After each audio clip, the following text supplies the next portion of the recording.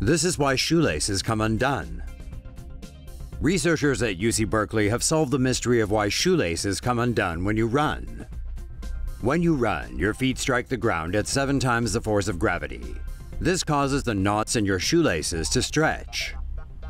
During running, the legs apply an inertial force on the free ends of the laces, which leads to the unraveling of the knot. Researchers think their findings about shoelace knots will help them to understand more complex knotted structures that fail under dynamic forces, such as DNA. Say no to safe spaces on YouTube. Support TomoNews at patreon.com/TomoNews. Keep watching for more unraveled mysteries. Farting. Why does it happen more while flying? We've long known that flying aggravates the most awkward of bodily functions, flatulence. But what causes this? A study in the New Zealand Medical Journal explains why and notes what we already know. Holding back flatus on an airplane may cause significant discomfort and physical symptoms, whereas releasing flatus potentially presents social complications. It's simple physics explained by Boyle's law. As the plane climbs to cruising altitude, cabin pressure drops, reducing external pressure on your intestinal gas, allowing the volume of your trapped gas to expand around 30%. This creates pressure in your bowels, and well, it has to be released somehow. And that somehow is best achieved by letting it rip, as holding it in just isn't healthy. This maths question from Singapore confuses pretty much everyone. A logical reasoning question for 14-year-olds in the Singapore and Asian Schools Math Olympiad has gone viral after a TV presenter posted it on Facebook, leaving many people across the globe stumped. The mind-boggling question states that 2 boys, Albert and Bernard, became friends with a girl called Cheryl and wanted to know her birthday. Cheryl gave them 10 possible dates,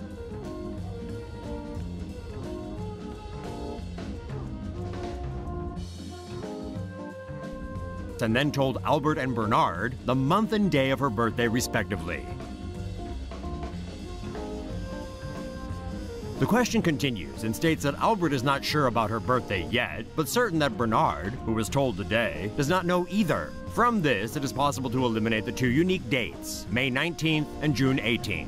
If Cheryl had told Albert her birthday was in May or June, then these 2 dates would still be valid. But Albert knows that Bernard does not know her birthday, so this means she must have told Albert that the month is either July or August. Bernard then says he has deducted the answer from the 5 remaining dates. It is impossible that the date of Cheryl's birthday is 14, because if this were the case, there would be 2 possible dates, July 14th and August 14th, and Bernard would not be able to ascertain the answer. So only 3 possible dates, July 16th, August 15th, and August 17th, are left. Albert also obtains the answer after these clues. Since he only knows the month of Cheryl's birthday, the answer must be July 16th.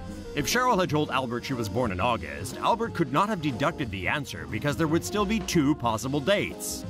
Henry Ong, executive director of the Singapore and Asian Schools Math Olympiad, said the birthday question is a difficult one that aims to sift out the most intelligent students.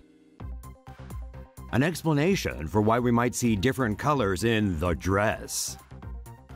This dress has caused an uproar across the internet, as many argued whether a photo of this cocktail dress was in fact black and blue or white and gold. Scientists have weighed in on how the same photograph could cause such a drastic difference in opinions. Light waves enter the eyes and activate cones and rods, which allow people to interpret color based on how the light is perceived. This is called color consistency. Based on visual cues and previous knowledge, the eye determines the correct color of objects even when lighting is constantly changing. Someone who perceives this scene as overexposed may have activated cones which are sensitive to reds, greens, and blues. This perceived overexposure is compensated by the brain assuming the ball is a darker shade of blue. Someone who perceives this scene as underexposed may have activated rods, which are sensitive to the colors black and white. This perception is compensated by the brain removing the darker shades from the image, thus causing the ball to appear whiter. However, if someone decided there was only dim illumination, their brain may have thought the dress was reflecting a lot of the light falling on it, in which case it must be made of more reflective fabric, such as white and gold. Say no to safe spaces on YouTube. Support TomoNews at patreon.com/TomoNews. Researchers shed new light on how Egyptians moved stones to build the pyramids. A new interpretation of a painting inside an Egyptian tomb has shed new light on how ancient Egyptians moved heavy stones to build the pyramids.